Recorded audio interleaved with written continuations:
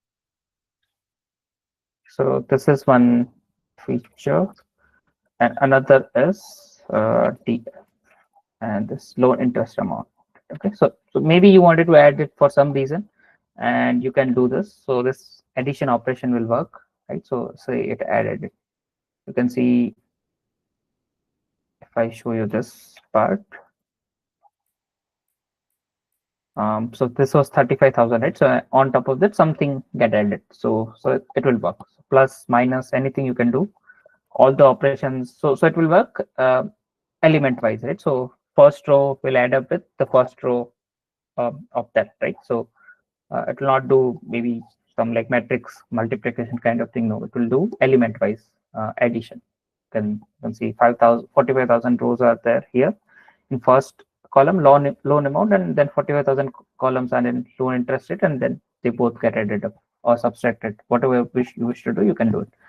So these are some things you can do with the Pandas data frame. Addition, subtraction, multiplication, all kind of operations you can do. Less than, greater than will also work. So if you wanted to maybe do it's a less than, that will give you true false. Okay, so like let's say false false false. If I would have used greater than, it would have done that also. So it depends, like, so what kind of use case you have, then you do it, otherwise you don't do it. So that is something you can do. Now sometimes you what you wanted to do is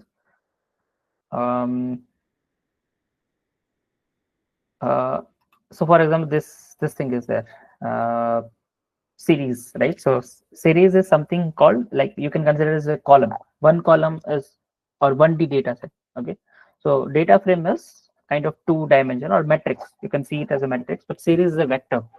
So in Pandas we have this series and like data frame. Frame. Okay, so this through things are, you can consider data frame as a matrix. Okay, like matrix, and series you can consider it as a vector. So something you wanted to show as a vector, you can use series, and otherwise you can use data. So most likely you might end up having data frame only.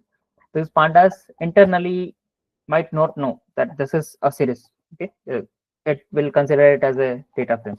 So if you wish, you can change it. That's okay. Like if it is a vector and it was represented data frame, you can change it to series. So here the example is there, which what we are doing is we are creating a series and storing some number in it. So this is like list. Okay, you can create string of list or numbers of list, anything you can create. So this was a vector, like the list which we have in Python. Then I wanted to convert it to pandas. So what I'll do is I'll write pd.series and give a bracket around, like you would have done with np.array. That's np.array, and then given some numbers. So it will only take, I think, numbers. But that's how you will do in NumPy. So here you will do pd.series. That's all, nothing different. Same thing like this, and then round bracket. So now what we are doing here is, so these are two series, right? Basically two vectors are there. I wanted to create a data frame out of this two. So you can give name of the column and then what values you wanted to store. So this is like a dictionary. If you do this, like let's say if you run this, it's just a dictionary. Okay, it looks like this, but you can see it's a dictionary. So in city, this 4 values are being stored, and then in population, this, sorry, 3 values are stored here. So yeah, 4 and 3, something like this, and then you can maybe convert it to as a data frame.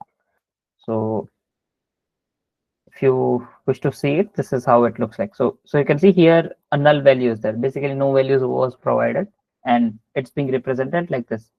So NaN values are very problematic to us as a data science, like in data science, because whenever we do modeling, we create a model of something. We have some functions, right? Let's say linear regression is there, which is like wx plus b or w transpose x plus b, something like that, right? So what happens is, let's say your x is null, then it will not work and it will throw an error. So that's the issue. So we can't have it as it is. So we do something called imputation or remove them, something like that we do, which is also there in pre-processing week 3. But we don't want them, okay, generally. So whenever you see this value, be careful that this data will not work as it is. You have to do something about it. Either remove it, keep it, but do some imputation. Okay. Uh, so we'll do that later, but as of now, this is how it looks like. So shape we saw, columns you can write. So if you do this columns, df columns, then whatever columns are there in the data set, it will appear. So as of now, we read a different data set, like the loan data set. So it will show you columns of that. Okay, I understand. So this all columns were there in my data set, right? So you can do this. Should I read this data set only? Let's do that. So as of now, what I'm doing is I'm using something called sklearn datasets, which has some data set like load diabetes. So diabetes data set is stored there, and I am trying to create a data frame out of it, and that's how I have this data set. Okay, so I run this and it will store that. Okay, now somewhere I have to take out data of it. Okay, so this is how I'll store data from this. So otherwise, if I would have run diabetes, it looks like some bunch or something like that it will look. Okay, yeah, something like this. So it has like, so it has something called data, then several other things will be there, like this description of it, then data file name, target name. So this all are given by sklearn, but don't worry, like it's a list. Basically you can see it's a dictionary, and in one thing it's being stored like that. So this is called bunch or something like that. If you see bunch somewhere, this is what bunch is. Okay, it's a dictionary only. But in this it's being called bunch. So this is my data. Now if I, okay, where were we? Yeah, so if I run it again, then you can see it will be this columns only, right? So list is basically you're just taking out the numbers out of it, or converting it to list again. So it was pandas here, but now it is being converted to Python list for some reason. Maybe info we did, so it will give you info and all. So one thing you can do in Colab is you can write question, this question mark, and then whatever code you might uh, have a hint of it or something like that, you can write it, and it will show you what it can do. Okay, so let's say it can take so basically it will explain what this, so it will, the help kind of a tab will appear, and it will show you this function returns the first n rows for the object based on position. It is useful for quickly testing if your object has right type of data in it. So if you wanted to check out, let's say, first few rows, you can have it this way. So by default it will show you 5 rows, but you can have anything like 10, 15 or anything, right? So the number you provide here, that many rows will appear like here. So this is how your data set looks like. All of them are numbers and all, and these are the column names and all. You can check that way. Then tail will give you last 5. So this was head will give you first 5, and tail will give you last 5, like head and tail, start and end, something like that. Okay, describe will provide you statistics. Then percentile. So this percentile something you can see, by default we get 25, 50, 75, but if you want some different kind of percentiles, you can provide whatever you like. Okay, um, so that's like your choice. If you wish to do it, you can do it. You can take transpose of the data set, any data frame. So this is describe itself is a data frame. Okay, so if I show you, uh,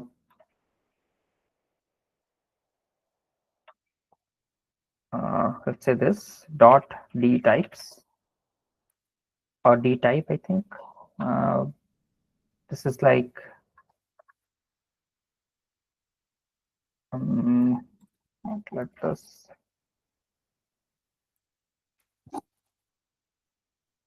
like this, right? So you can see Pandas core data frame. So something like this, if it's there, then it's a data frame.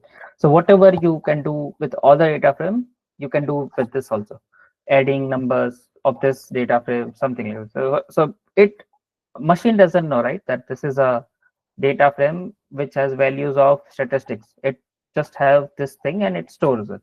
So whatever you can do, you can you have mind, so you can think that okay, this is a statistical system, so I'll probably do something like this if it is required. Otherwise, for it, like for a machine, it is just the numbers. You can access any columns like this dfh type. You can see now the thing you wanted to do maybe is maybe you wanted to figure out a number or a value from a column and a row, right? So how will you do that? So you can provide a column name and then the row name as well, and you can do that. So uh, so let's say if I want df, let's say I have this columns.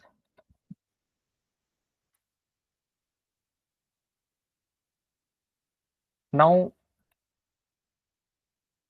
okay, so let's say df maybe this bmi. I want a fifth row number or something like that. So indexing will start from 0. Okay, so if I write 0, then it will give you the topmost value in that, and that is 0.691. You can confirm with it, like maybe if I write let's say df.head, it will show you the first 5 rows, and you can confirm that in bmi 0.61696 is there, which is this value. So indexing will start from 0. Then you can write any number like 1 to whatever. So I think let's say this data set has a shape of df dot shape, then I'll know how many rows. 442. So maybe if I provide 443, it might throw error, right? So it doesn't have, it's not in range. So you wanted to keep in the range, maybe like this. So if you are in the range, then it's okay. Now sometimes you don't want one number, you want a list of numbers, right? So 5 numbers, 6 numbers. Then how will you get it? You can write this column and then give numbers, like so this is like 0 to 5. Okay, 0 is not, you don't have to mention it, and just write directly and it will give you till 5. Okay, something like this you can do. And if you wanted to, let's say, do I want numbers let's say 0 to 10, but I wanted to skip it. So you can give step size as well, like a basic Python language, right? You can do this. So you can see 0 to 4, 6, 8. So it is skipping the numbers by 1, I guess. If I give 3, then it will skip 2 numbers and then go like this. So 0, then skipping 1 and 2, 2, and then I'm going at 3 directly, likewise 6 and 9. So that I can do. So if I wanted to skip it, I can do that as well. So this is how you can do that.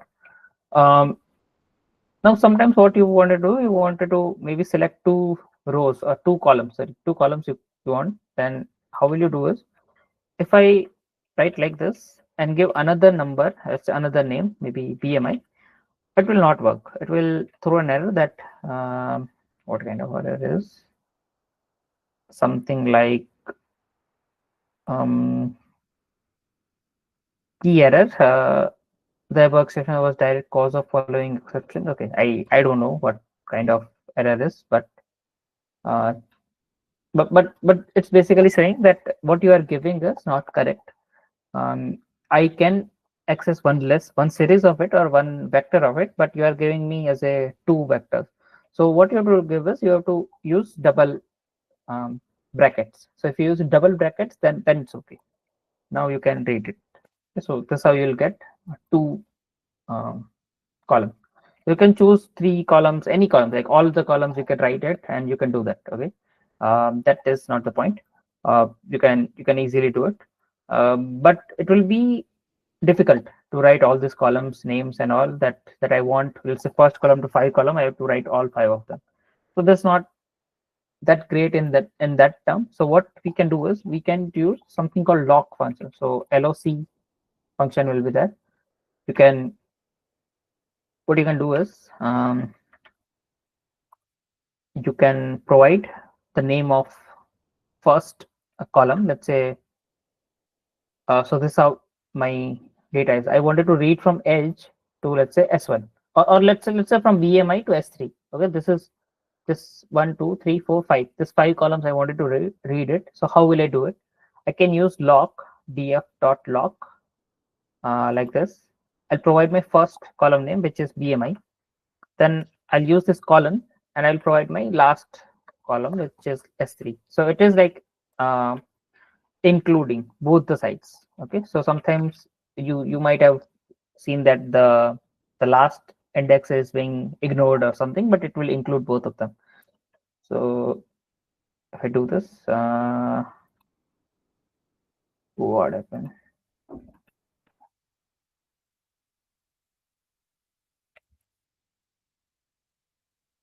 Hmm.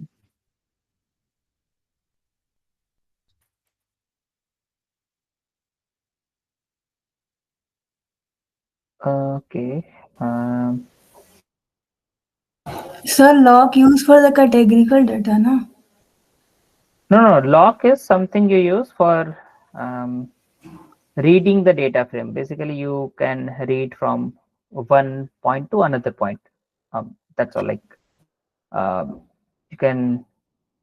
It's like reading the data set. I want this much amount. I can read. So what am I missing?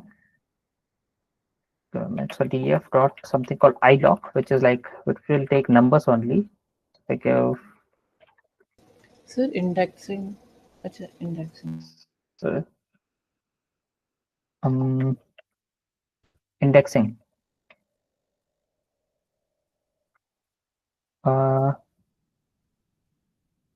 So this is, oh, okay, I understood. Sorry. The missing is yeah, correct. So I want all the rows, and the second part is all the columns. So I would have, if I've given like comma before it, then it would have read as column. That was my mistake. So colon, comma, I think. Colon, comma. Okay, yeah, colon, comma. Okay, so in this lock and ilock, both of them. Okay, lock and ilock. This square bracket is there. This comma, if you write, so before comma is like rows. Whatever is rows, you can write expression of, let's say I want this many rows, 5 to 8, 10 to 11, something like that. And then this you write the columns. So this is how you do it. So let's say if you wish to read like 5 to 10 rows, then you'll write like this 5 to 10 rows. And if you want to read 2 to 3 columns, 2 and 3 something, you can give like 2 and 3. So this is how you can read rows this and column this. Okay, I row this and column this, something like that you can do. And same will work in lock and ilock, but the good part of lock is you can directly give the name of the thing. Let's say BMI to this thing. Ilock will only take values. Like if you wanted to read like fifth column or any column, you just have to figure out the numbering of it, which is this BP is there, which is like 0, 1, 2, 3. So I have to give like 3, and then it will give me that. Okay, like this. If I give like this, then after that it will take something, and it is like here you can see the fifth column is not being read, only 3 and 4. So here it will exclude the last thing, but here it will include, like in the naming lock part, it will include both of them. So it will work that way. So this is what something on lock and ilock, which is very handy. Like you might want to explore in this, might want to write this code out by yourself after the session, or maybe somewhere else. But this will be useful in like all the data indexing and all, right? So whenever you do manipulation of data, it will come handy. Okay, now so this is something we are doing like age and so reading from last 5, like so last 5 you can read like this 100 to 200. So we are not using lock or ilock, but you can do that also. See, lock and ilock are not mandatory, but it is recommended that you use lock and ilock, because sometimes I don't recall where it is exactly, but sometimes this will not work. some cases will be there where this like this you can't do it, indexing and all. So that times you might want to switch it back to lock and ilock, but so ideal cases you use lock and ilock only and not using this. So that's not recommended to use, that you read the data set like this. But sometimes it's okay. You can do it if you wish to. But the first, like lock and ilock, is the official method to read the data frame, or slicing and filtering, slicing the data frame, basically slicing. Filtering we haven't seen. Filtering we can do, which is like Boolean indexing. So this all, yeah, here you can see maybe lock was introduced a little late, but yeah, it's there. So 4, this is like row number 4, and then on that like 2 columns data give me that. Okay, same here, ilock is being used, 4th row, and then this all columns data I want. So the use case might be, you want some rows and don't want other rows, and something like this. So this all different kind of use cases you can use and read the data set. So that it's there. Something called condition met or something. So this part is there, no, is being called as Boolean indexing. So Boolean indexing means wherever true will be there, it will read that. So something like true and false you will get, right? So if you write this thing, this condition, you will get true or false. If I show you, say something like this. So you might get true and false, right? So based on that, it will read the data set. So wherever true is there, it will show you that. So basically what we are doing is df, then lock, and then give the condition. So conditioning you can give using lock and ilock. So this condition, wherever true is there, it will read that only. So the condition is, the condition we have defined that it has to be greater than this value. You can choose any value, doesn't matter, maybe, say 5, just 5. Okay. I think all of them were bigger than 5, so maybe, like, let's say, I think it was 23. Let's take this. And this is what I have stored in condition row condition met variable, and I'm giving it here. Df lock should have worked.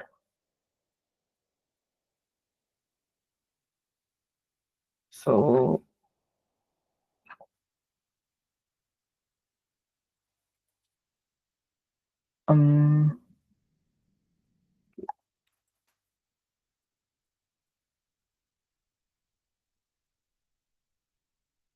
okay, so I think I'm again making a mistake of yeah, I think it should be given as I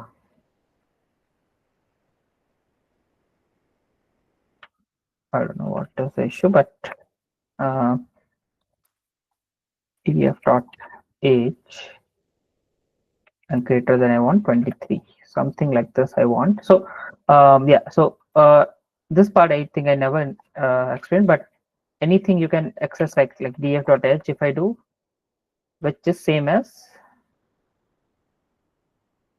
so this is the way you can access any column. The another way is df and like this. So this, both the ways are same, like it will give you same result. It just, you can write this way or that way. I prefer this way. It's a little bit easier to read than this. If there is a huge code, it might become difficult, that dot and all, because some functions are there like dot mean, dot something. So there are several things, and which might, sometimes become difficult to read. So I prefer this. You can choose any of your liking. Okay.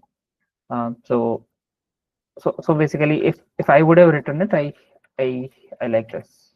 I write like this. So I think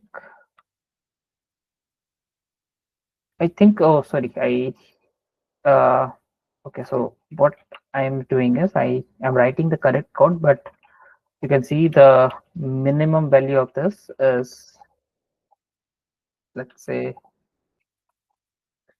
very small, and maximum value as well. The reason is that it's being scaled and all, like this is diabetes data set, not the one which we loaded, not this. I was thinking like that, but it's not that. And maximum value is 0.11, something like this, right? So if I give 5 or something, it will, of course, definitely will not work. I was maybe writing correct and here only. So this condition should be maybe something like 0. Maybe, maybe let's say 0.9. Okay, this is not the one which we wanted. We want condition. So is there anywhere true I can see? Doesn't look like to me. Maybe I'll switch back to this only. Let's have this only. So basically in this you can see some true, and then those values will only appear. Okay. So what I have to do is I have to write I think I edited it, but it was df.log and then row condition match. So this is a variable, and you can see this is being populated. So 228 rows appeared out of this. So some like first row is not there, then fifth row is also not there. Some other rows could not be there. So that's how this being read. This is called Boolean indexing. You can check it out, like Boolean indexing. That's what it's being called. So and indexing, and that's how it will filter the data. So this is what you will use for filtering data. You might wanted to filter it for several use cases. This condition met, some condition not met. Let's say how many people are living in India, if your data set is like that. How many males are there in your data set? How many people have, let's say, are male and weighing over 80 kgs, right? So, and also you can do so this 2-3 conditions you can try it out. Okay, you can do that. So if you wanted to write multiple conditions, then how you can do is you so I'll show you. So let's say df age, or Sir, in Boolean we don't need lock, right? in Boolean, no. That Boolean thing you will get using this operator. So this greater than, less than, equal to operator will give you this Boolean part. So Boolean indexing is what it's being called. Like condition was already met, so we don't need lock, right? df in bracket rows condition met. So you can, yeah, this will work. This is how it will work. So lock, you don't require it for like all the cases, but yeah, you can do it that way also, not an issue. I think I also prefer this way for filtering at least. But whenever I wanted to read the data frame as a like with specific values and all, then I use lock and ilock. Otherwise, like column wise, if I have some filtering I require, I use this way. I don't go lock and ilock in that. So let's say you want age more than maybe how much is this values are there. I'll write whatever this is. Okay, so greater than this. So this is my one condition, and I wanted to give maybe another condition. Let's say they should have, I think, BMI. Let's say BMI if I take, which I can write like this, and I want that also greater than this value. So these two conditions are there, so I can use and in between, and these are my two conditions. Now, how will I use them to filter it out? So if I run this, what I am getting, if I am getting true false, then I would have used it, but it's not giving me true false. So something I have to do which can help me give true false. So the thing you can do is it will require this brackets around it, so that it can differentiate that where this condition is ending, where it is starting, something. So if you give this, that will give true false, right? So you can do this.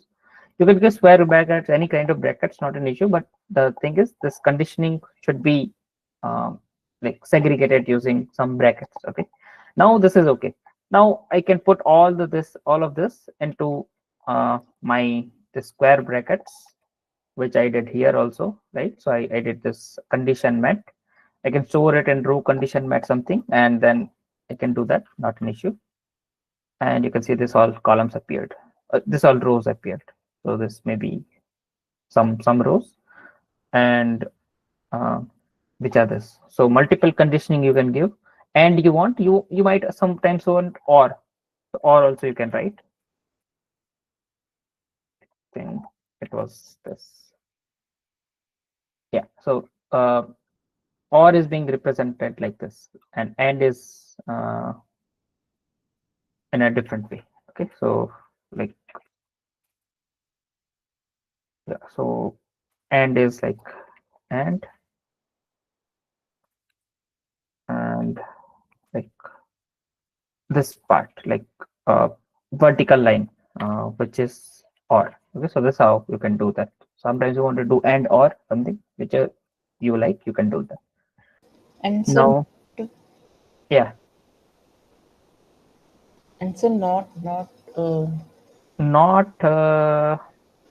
so not you will do where you will do here, right? Which is like this only, not equal to.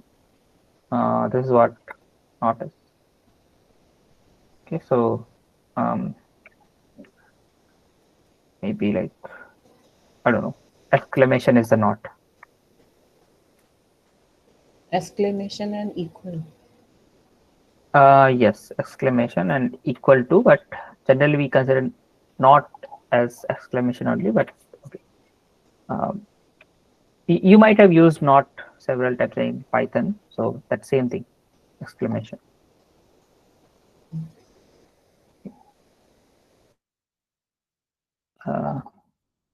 Yeah, so the same thing we explained again, like lock, iLock, and everything will be there.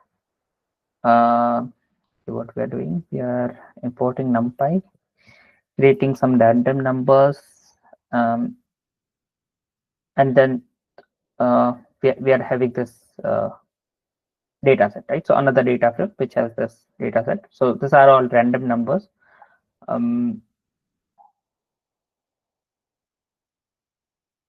Yeah, any doubt? Some we can also use this. Yeah, it could be. I think tilde. Okay, yeah, could be tilde also works. Okay, that's okay.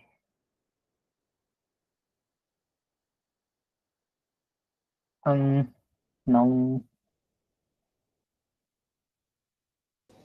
Sir, I think professor use dash. No, it's not dash. It's tilde, like this curvy Yes. dash part. That is the tilde. That's So, what it's called, like tilde. can you show? Search tilde. DE, I guess. But yeah, like that's what it's. Okay, like this. So like this, right? So which is how will I? Okay, I'll write, but Sir, in the keyboard, it will be on above the tab word. yeah, it will be like here, like so Yes. this is what it is. This is tilde. You can use that also. This is also not, I guess. And yeah, you might use this. You might wanted to use this. This is what tilde is. Dash is this. So I think dash is this, but this is called tilde. Okay. Now, what you wanted to do else with the thing is, so this is how you can maybe change the indexing. So here, let's say indexes are 1, 0, 5, 6, 7, 8, 9. You might wanted to give as a 1 A, B, C, D, F, G. For some reason, you can do that. As of now, I never did it, but you can do it. Then based on that, also you can do lock and alloc. So iloc will not work because these are now strings or not numbers, right? So iloc will not work, but lock will work. You can read the let's say you wanted to read the 8th row A. So now numbering of row is A, B, C, D. So A row you want to read, you can do that way. So maybe some indexing or unique keys are there. Unique keys, let's say roll number, right? So roll number of student looks like let's say 21F, 100, 1000, 121. If you wanted to make that as a index, you can do that because it will be unique. Only one student exists which has that roll number. So that might be a one scenario where you wanted to change that as a index. You can do that. Okay, so you can do so if you write like dot index is equal to that column, that will work. That function will do that. So see, you don't have to remember all this. As of now, what I'm showing is this all things are possible. So you should know that this all thing, okay, it's possible. You can do that. And if you require some help, you can always use this, maybe Gemini or Google, Chat GPT, Google, Internet. You can use all of it. But you should know that this thing you can do it. So that is the important thing. Now, some simple things. Okay, what else is there?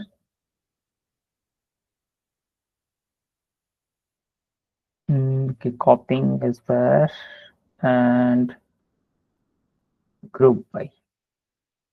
Okay, some me.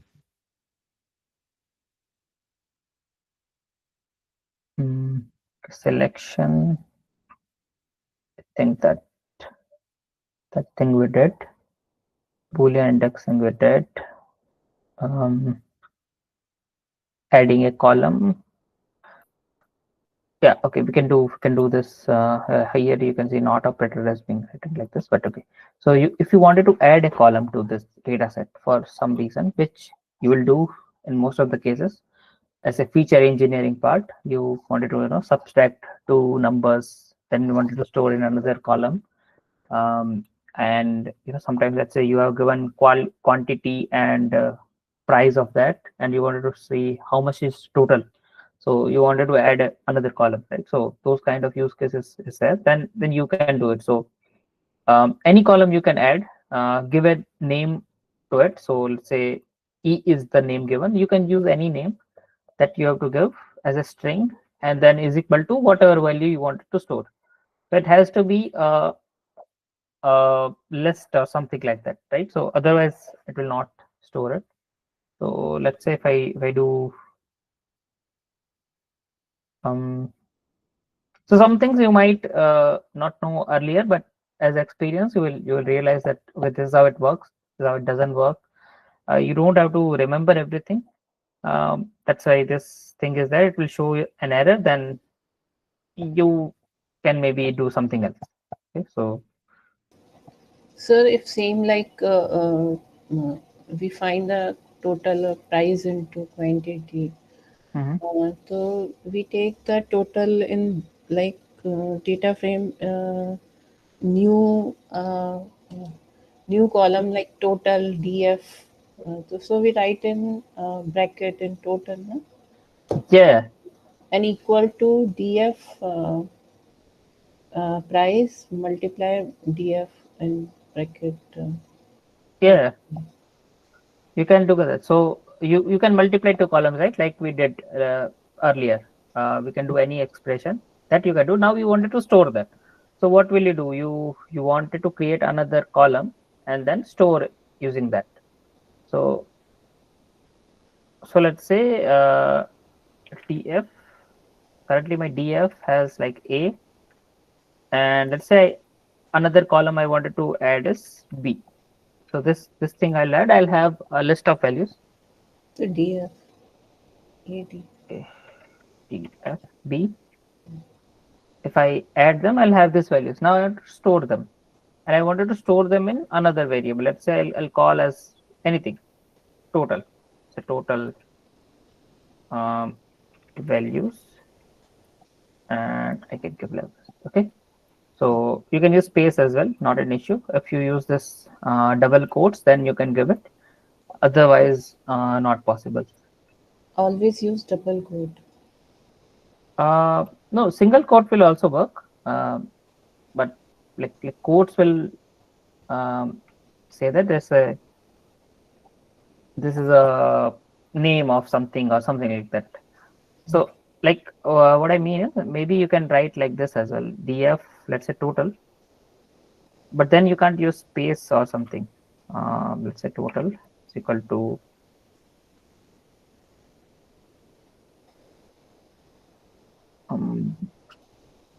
okay. Okay, no, it will not work. But so now let's say if you wanted to read a, let's say, so now I'll show you the issue with dot is you can read dfa, you can read dfp, but you can't read df total values, which is there. So if I show you, and df, it's there. Okay, so this is my df looks like a b c d and then total values, which was like addition of this as of now, you can see. But if I wanted to read like df total, and then what will I do? I give space, it will not work, something. So that moment I have to switch back to this format. Like I can't use dot in that. I have to switch back to, let's say, total space values. So single quote, double quote, both will work. That's not an issue. You can have, it just has to be a string. That's all. And that here you can see the another column appeared. So if you wanted to store any value, you can do this way. Okay, just create the name of that column equal to and whatever value you wanted to store. So just in case, let's say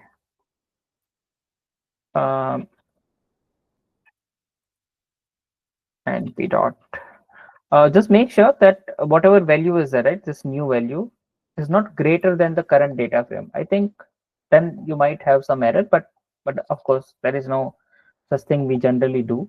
So some errors here and there you might come across, which I even don't remember all of them. So something happens and then you should rectify it. Okay, so that part I believe that you all should be able to do it as you will gain the experience. So that's not an issue.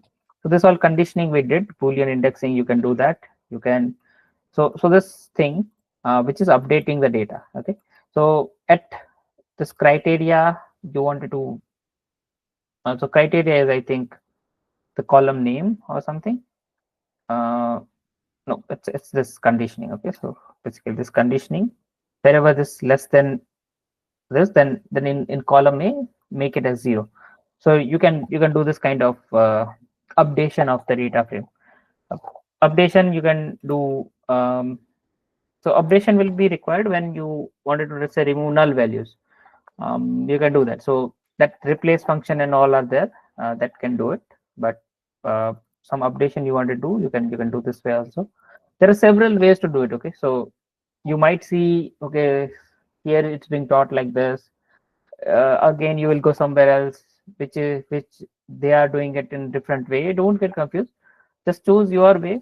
That this kind of task is there. How will I get it done? That's the only point, okay, of this pandas, that the things you should know about doing with the data setters. You should know how to filter data, select data first. Let's just select data. So you might have done maybe dbms if you have done it. If you don't, then select with some rows and some columns. I want that only subset. Okay, so select means you how to create a subset of this data set, how I can get this. Another is how to filter the data, that some condition is there, condition, and based on that I'll filter my data. So this thing you should know how, whichever way you choose, just remember that and then forget about everything else, like rest of the way you don't care much about. but you should just know that somebody else have written it. Then okay, yeah, this is what he's trying to do. Okay, so reading somebody else code might become easier, but otherwise you will always do with your own way. Okay. Then what you want to do is something like in data frame, we have, or in any data set, we want to do this create, read, update, and delete. So read is okay. Read will definitely do with pandas or something like read CSV. That's the one function. Read JSON, if your JSON file or something. Updation, which we are doing here. So this few ways to update the data set, which you can do in one way. So whichever way you choose, that's okay. Okay, I don't mind. Nobody minds. You should know that this is the way I update the data. Deleting data. Okay, so deleting generally we don't have in our in ML part, right? So you know that we have data, we wanted to build the model. So most of the cases we don't want to delete the data set. So basically you will end up having like say update and reading the data only. Or reading, I would say as a selection, I will consider in reading only. Okay, so the subset and all you read, and that's what comes in reading. Creating, sometimes you wanted to create data frame. That's said this data frame is that this column, new column you create, something like that. So this whole thing you should know how you can do it. And then what else you wanted to do with the data frame is update it, delete it, select, filter. Then some apply function. So this apply map functions are there, which you wanted to apply one function, right? So some function you have Python function. How will you apply on all the values of the column? How will you do that? So this apply function is there in the pandas, which you can use it. Mapping is also same thing. You can maybe read about it. So this all things you can do. Is there somewhere being explained that I think I was seeing a lambda function. So explain the drop function for deleting the rows. Drop for deleting the rows. Okay. So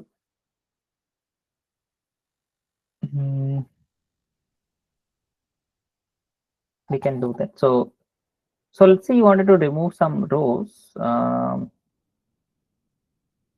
me write that here. Okay.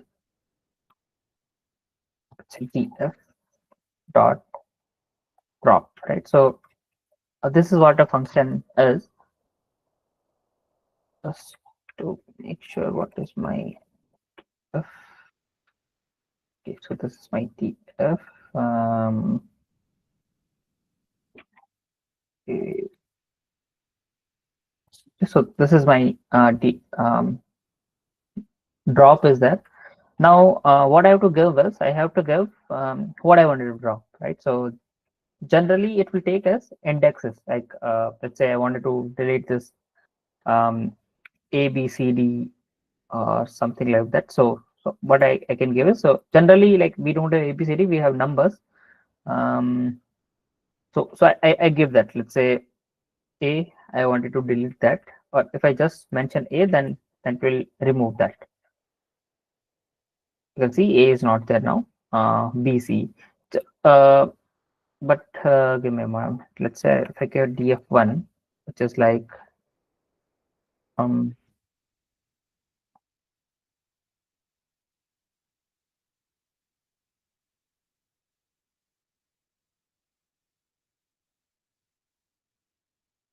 okay.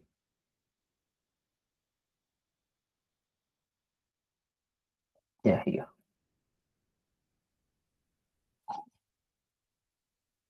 Another df5.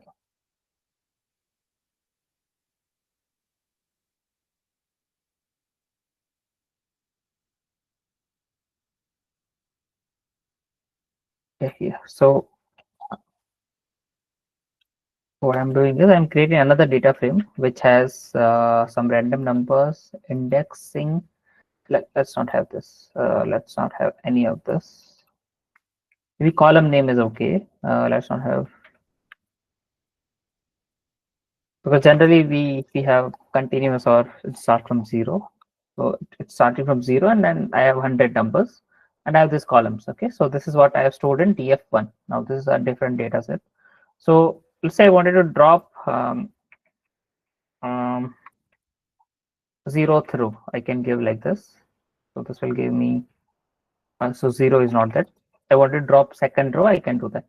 Now, generally we don't want to drop one row, right? So we might want to drop more than that. So I can give list of it. Let's say I want to delete 0, 2, 5, 7, 9.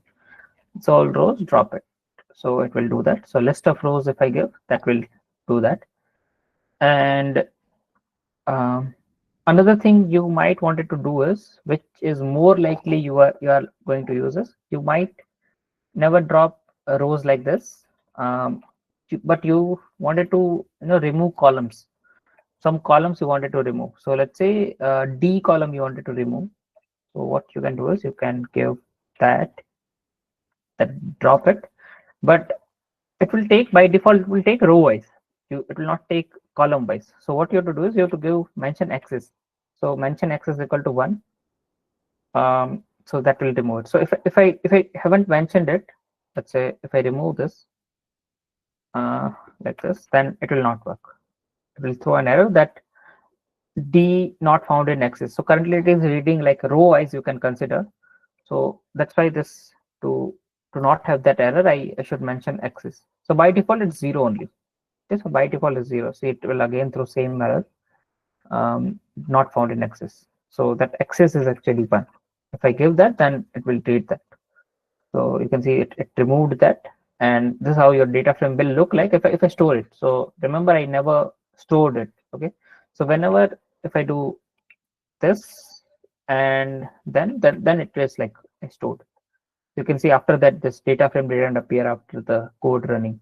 So whenever this data frame appears after I run this and this appears, that means I never stored it. I was maybe trying to visualize it, that how this change will affect my data frame. Sir. Okay. Yes. Sir, axis 1 means left to right. Left to right. What? Yeah, axis equal to 1 means operation left to right we are doing. Means column wise you can consider columns. X is equal to 1 is columns. Like you wanted to remove a column, you have to write 1. It's 0 is row wise. So maybe up down. I don't know. I never saw left, right, but rows and columns. Okay. So okay, and X is equal to 0 is rows. If you wanted to remove rows, then use 0, and you wanted to remove column, you use 1. Even summation as well. So let's say if I sum, the df1 is this, right?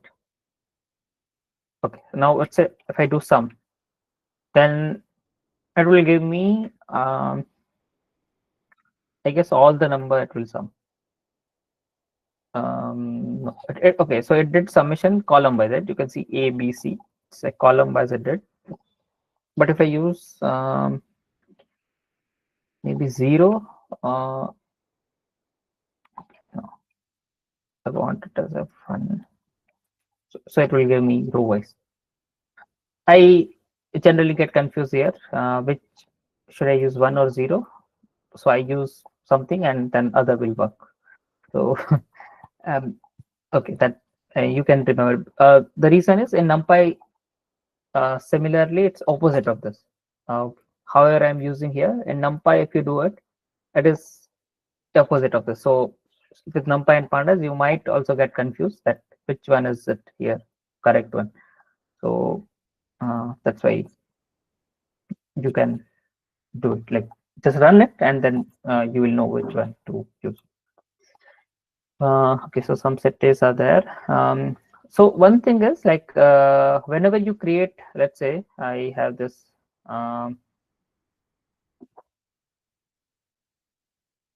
let me show you this df1 is there, right? So I have this df1. Let's say I create out of df1, if I create let's say df2. So for example, my df1 for now, I think I removed some column and all. Yeah. Now let's say if I store this thing in my another variable, let's say df2, and now I'm thinking that whatever changes I do on df2 will not or will be separate from it, right? So for some reason you wanted to separate out from here on, but if you do that, that's not the case in this, because what happens is it use the same referencing. Okay, so I think I can do something called id, which will give an index of it. So you can see this is a identity, or how this being stored, or wherever in the memory it's being stored, the id of it's showing you, right? Now if I show you id of df2, you can see that is also same. So you can see both the numbers are same. So actually df2 is also df1.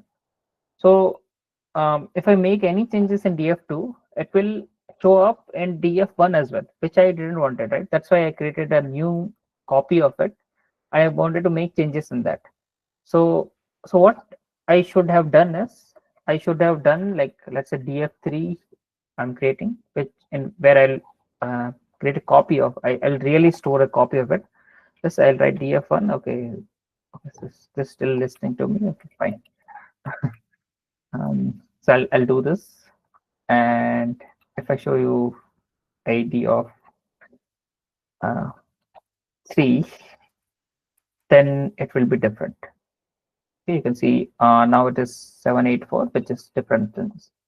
So this is a different copy. Now if I do any changes in df3, will not appear, or it will not make by default changes in df1, which is what I wanted, right? I always, that's why I created the copy, that I'll do some changes in df, new data frame, and then I'll keep it, and I'll look into it, or something I want to do. So that's why you should use always copy function whenever you wanted to make a copy of it, similar copy. If you do this, then it's useless. Like whatever you do next, it will end up having changing the original data frame. So that's why you should do this. So generally when I use copy is whenever I read a data set. So df I read as a, let's say, pd.read csv, right? Read csv I do, and that will be stored in df.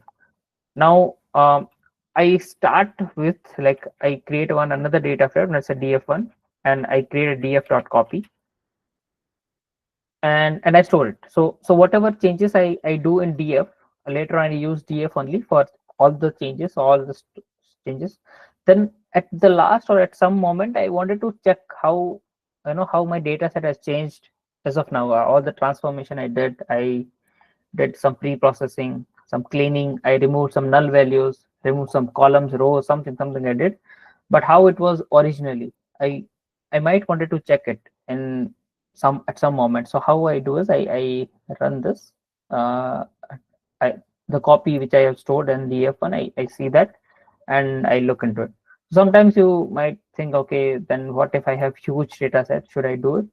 Then no, then you should not do it. If it's a huge data set, that's not recommended. But for small data set, you can do it. So for learning purpose, when you are in learning phase, when you're using small data set, you can do this, so that whatever changes you have made, you can actually keep a tab on it. Later on, you won't require it. You know what changes you have made, how it was looking like, or something. You kind of get the feel of it, all the things. So initially, it would be a great idea to do it. Otherwise, that's okay. So some more things are drop. Okay, I explained drop. Then yeah, so some set is we are dropping off.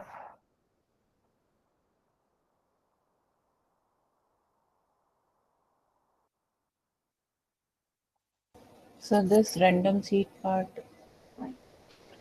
Random seed.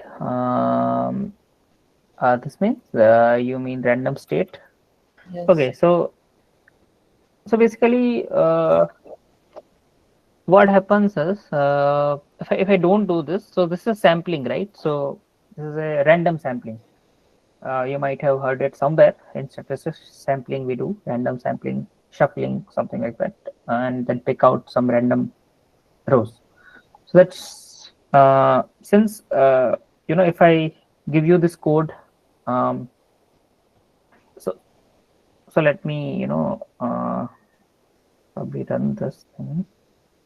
let's say if I give you without this random sampling, then you might come across different answers. So to make the rerun possible, or to give rerun the same result, I use this random state. Okay. So, sir, Just this random state part I put on the first we add the file and then we give the random seed so that we run the code in future. It's not. that actually it will not work in this. I have so now it was working earlier when I would say maybe 1 year back or something, but now it's completely changed. Now you have to keep random state in every cell of it. So now each cell is different entity. You might consider it like that way. So now it will not In work. every code. So you might see somewhere like the data is starting as, let's say, random seed of something, and then you think, okay, since I have initialized it with a random seed, so it will not throw an error or something, but that's not the case. It will throw it will change after some point, because now it's cell wise. If I don't do it, then it will not work. So okay, let me show it. I think this is not working, but so let's say so let's say df equal to pd dot read csv, and what I'll do is I'll copy this path, and this is my it's a df. Okay, so now I wanted to sample some data set. So the function for that is sample, and by default I think it will do all of them. So basically it will sample 45,000, but then it's not a sample. So let's say I wanted to sample 15 sample of it. So 15 rows I wanted to sample. I do that. It will show me some number. So just remember, first is 263.95. If I rerun this, it will give me different one. If I rerun it again, it will give different, and same thing. So what I can do is I can do random state is equal to some number. Any number is okay. It just you have to keep it. The most popular is 42. I think it is based on some book. So that is like a book on in which they use 42 as a number, which is on computer science. It has like maybe give a hope to or motivation to many researchers. So that's why this number is being come into picture. But if I use 42, you can see the same rows are appearing. Like so you can see 37979 and something. You can choose any number. Let's say 2, your lucky number. Not that's okay. Nobody minds that. 29044. Then you will have that, right? Now I'll show you. The another thing is sometimes Sure. people use np dot. Yeah. What is the difference between this random state and seed? Nothing. They both are same. So this random state is something.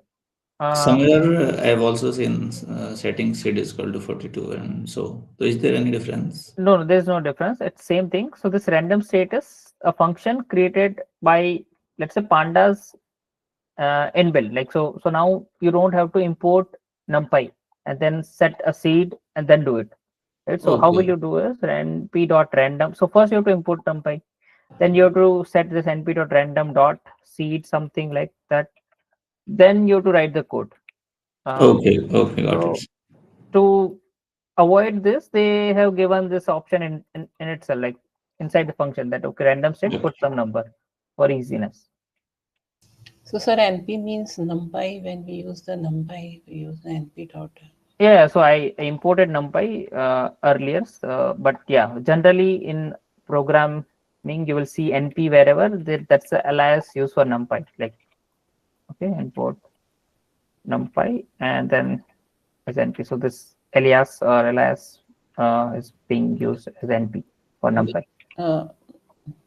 I want to ask something like we learn pandas, so we using when we doing graded and practice assignment. So we also import NumPy. You can do that, not an issue. If you require it, you can do that. Okay. Yeah, see, it's not like we are restricting you to pandas only.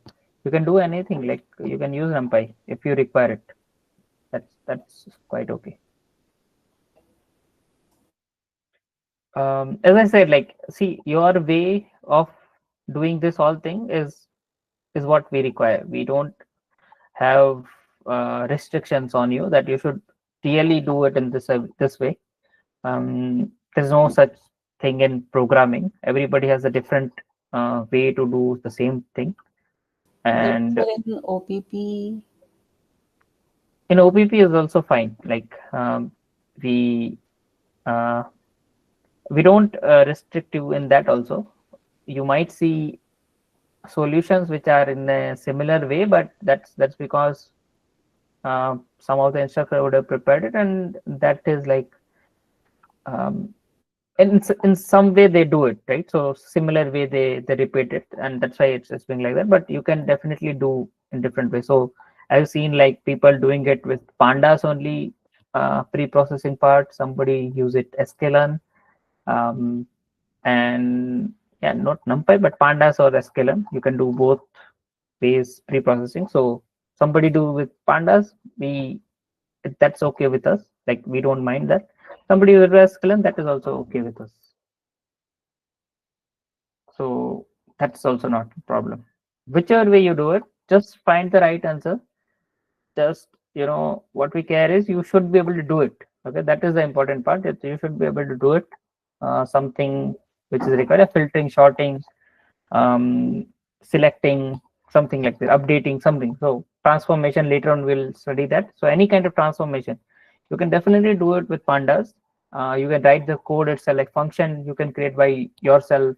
That we don't mind at all, but you should be able to do that. So the task is there that we should clean the data set. That is the ultimate task of any data science problem, that we should first clean the data, and then we what we do is we prepare models on it, right? So clean data, we build. So the cleaning part is your task. How will you do is your problem and your way. Okay, so we don't mind much.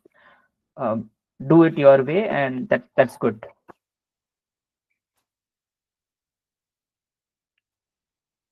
And that's why in OPV we give two data sets. One is for pre-processing part, and another is for model building part. So that if you did different way, the model building part will not get affected at all. So that's okay.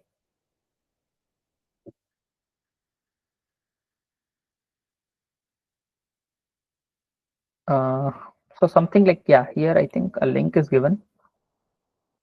A cheat sheet is there. You can maybe look into it. What all functionality is creating data frame. You can do like this. You can reshape it. So something you wanted to change the layout of it for some reason. Sorting, re-indexing, renaming. So this kind of function like sort values by this column. This is a column name given, so that they used some column name, but this NPG is a column name. This is a famous data set, so I know it. So you want ascending, true, false, something like that you can do.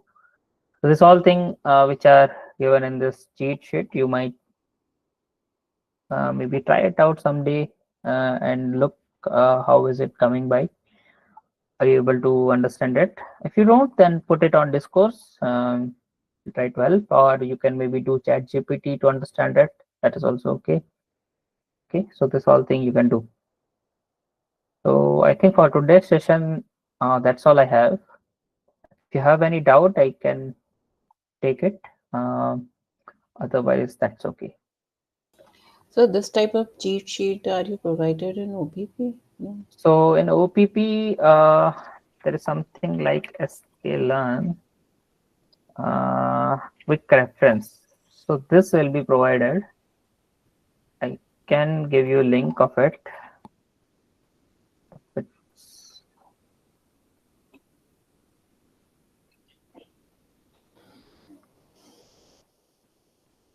If it's shareable, I just okay. Anyone, this group has it. Okay, fine. As of now, I'll give you. So if you are outside of IT, then there'll be issue. Otherwise, that's okay. You can access it. So look into it. How does it look like? And so basically, we give few things like what is the module name? Let's say feature extraction you want to do.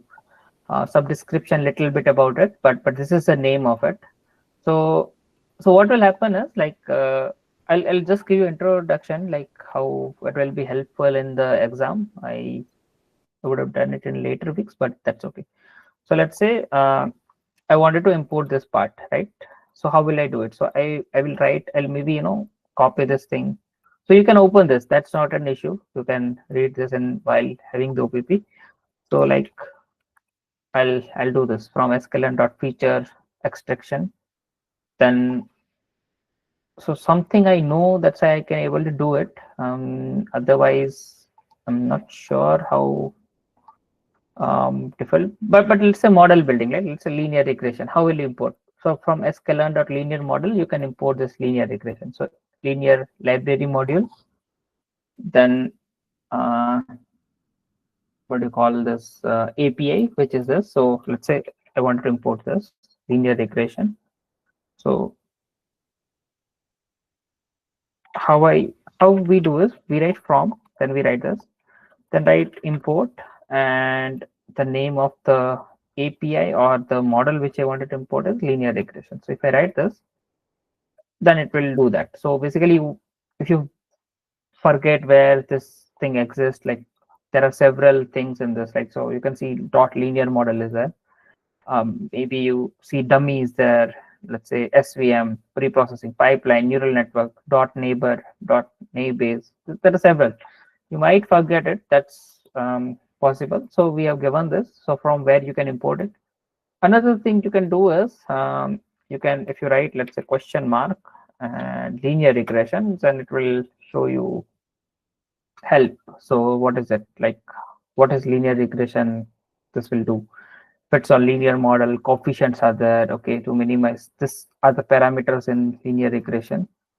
And you can confirm with sklearn, it's same thing. Whatever sklearn is providing, it's the same thing. And this is how you can write the code of that. So everything is there. So not an issue. You can use all this help while having OPP. But it's always good idea that you should practice a little bit, because there will be little time constraint while giving exam. Then pressure is there. So you might, even though you have everything, you might forget it if you are not prepared well. So that thing is there. Yeah. Yeah, you can go ahead, face whatever you doubt you have.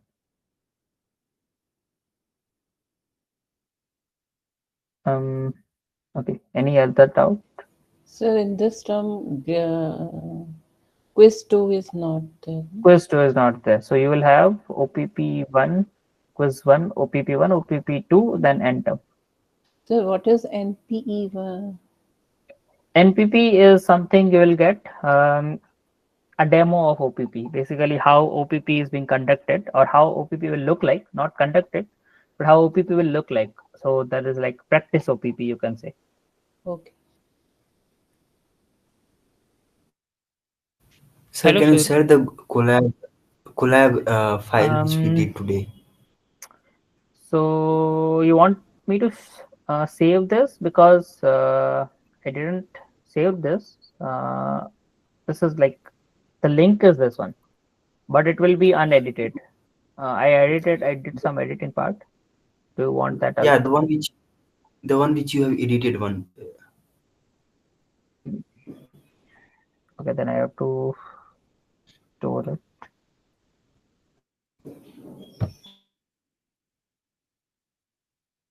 So this introduction to Pandas is there. If you go there, like it's the same thing. Okay, I didn't do much in that.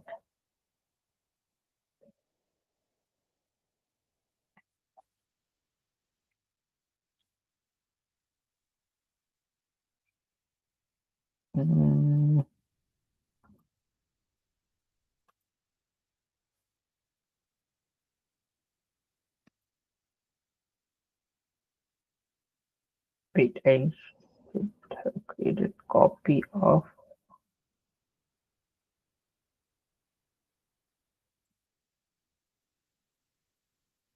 No, it is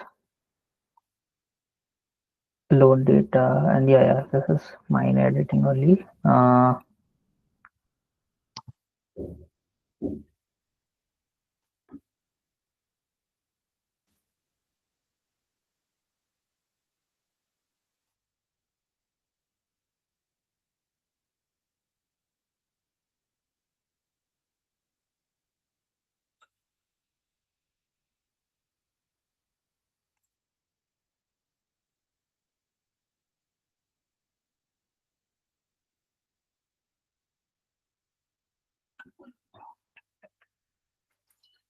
Here.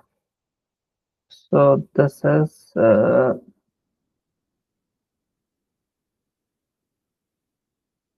what is I want to shell. Okay, scale. So this last link is of Colab.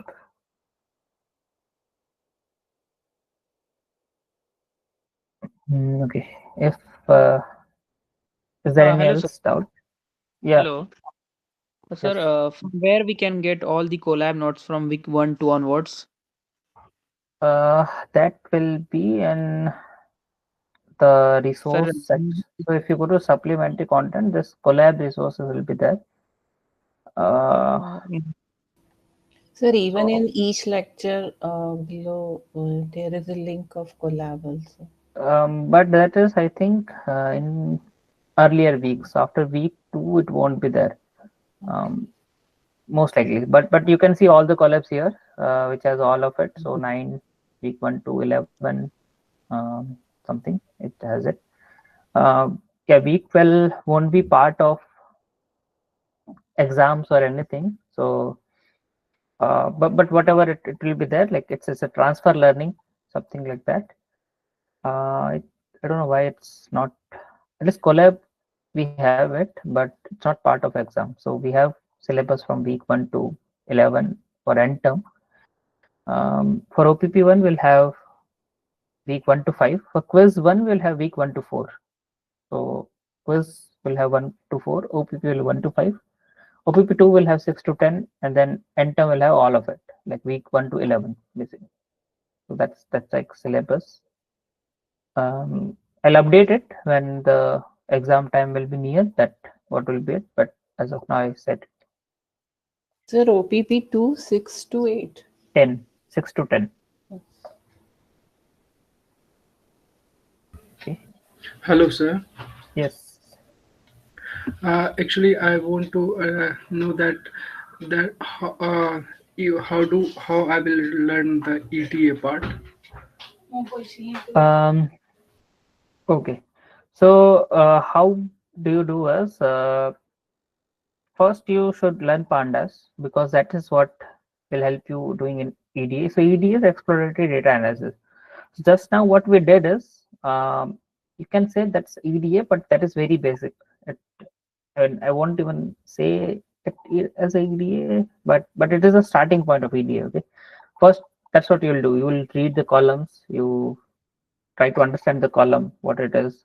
You maybe plot the graphs. So graph, you have to plot, right? Something. So maybe you wanted to go with this, let's say this matplotlib tutorial, Seaborn tutorial, something like that you can do.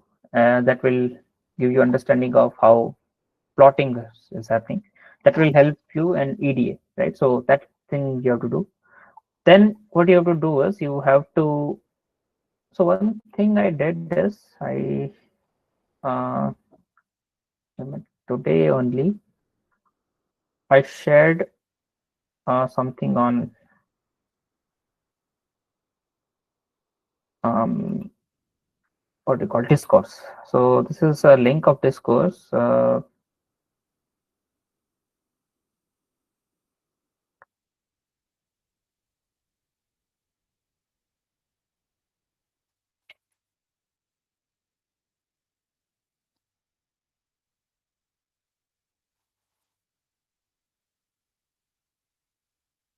So this is a link I have shared with you, which I have like tried to give you other resources how you can do it.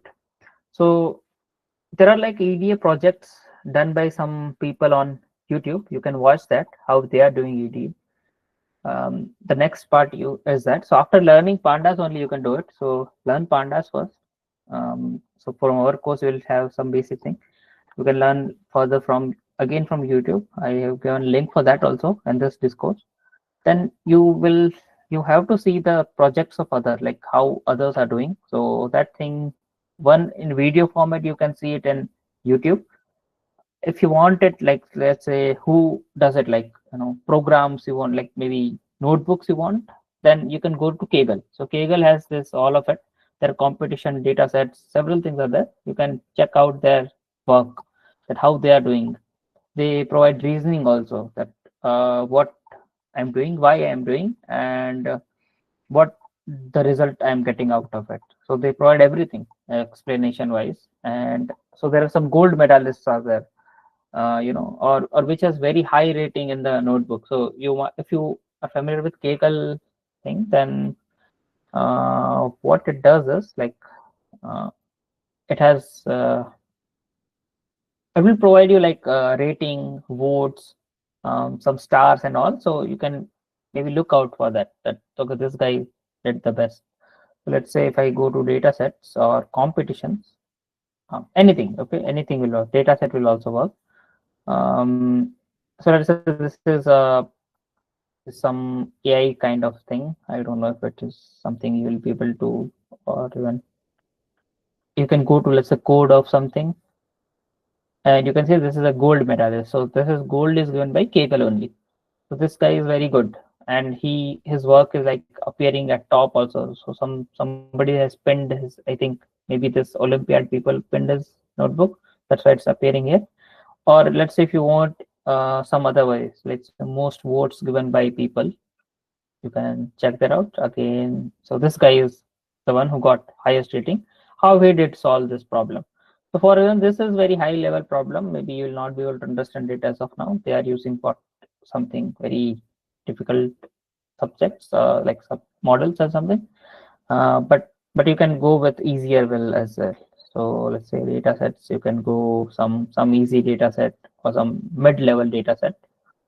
You can let's say wine quality is a mid-level data set.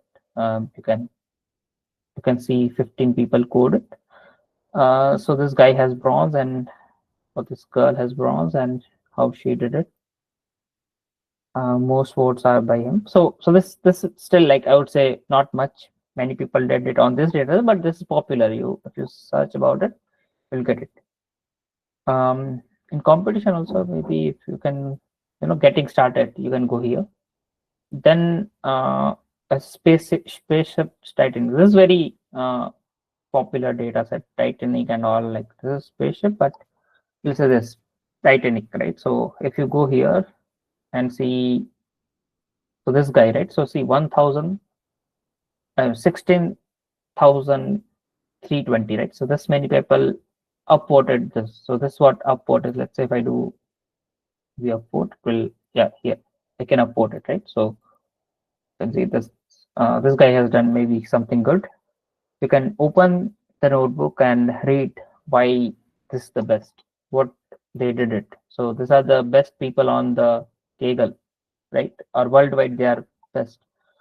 They've got gold and all. So you might wanted to follow their work, how they are doing.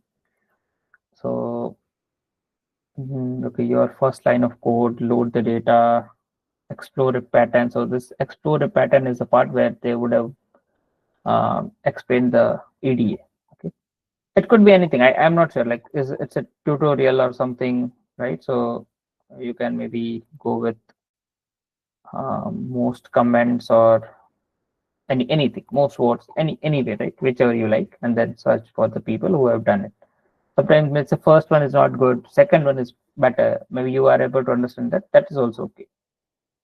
So that so YouTube or Kaggle or some other resource, you can go and check out others' work. So learning EDS, others' work. If you don't see others' works, then you will not learn EDA. By yourself, it's not possible because you know statistics, you know Python also, but you don't know how to connect it. So if you see somebody else doing it, then maybe you will also able to connect it later on. So that is there. So choose whatever way you want to do it, but do it. Okay. Anything Thank you, else? sir. Get it. Sir, what is the meaning of EDA? Exploratory data analysis. Okay. Thank you, sir. If nothing else, I can close the session.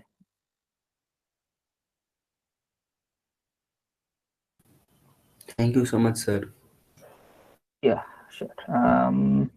Okay. Thank you everyone for joining. I am closing the session. Thank you, sir. Thank you, sir. Thank you, sir. Hello, sir. In YouTube session, can I share the link you have shared, that scikit-learn thing? Scikit-learn thing. The code, the quick reference guide you shared in Meet. So if for You guys want who are link of watching, that?